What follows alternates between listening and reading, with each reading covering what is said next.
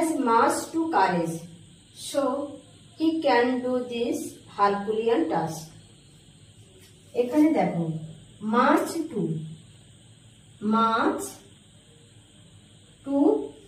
R too much. much to adverb, যেটা অ্যাডজেক্টিভকে অথবা ভার্বকে qualify করে, আর টু মাচ হলো অ্যাডজেক্টিভ যেটা নাউনকে কোয়ালিফাই করে। এখানে দেখো কারেজ নাউন, তাহলে তার আগে কি বসবে? অ্যাডজেক্টিভ বসবে। অ্যাডজেক্টিভ কি? Too much. তাহলে এর আগে মাছ টু না হয়ে কি হবে? Too much. C option answer. দেখো মাছ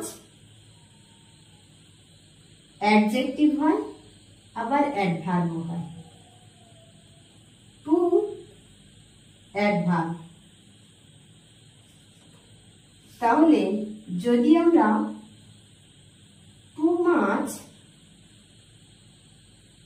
ইউজ করি, তাহলে এখানে নাউন বসতে হবে।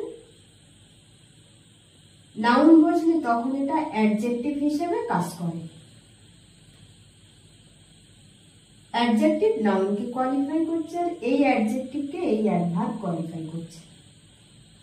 ঠিক আছে, এবার যদি মাছ টু লেখা হয়, এখানে তাহলে কি হবে? অ্যাডজেক্টিভ হবে, কারণ টুটা তো অ্যাডভার্ব।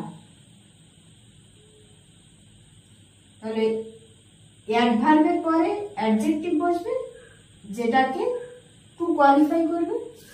বোঝা গেছে? তাই জন্য মাছ টু থাকলে তারপরে অ্যাডজেক্টিভ বসে, আর টু মাছ থাকলে তারপরে নাউন বসে। বোঝা গেছে? মাছ অ্যাডজেক্টিভ এবং অ্যাডভার্ব হিসেবে কাজ করে।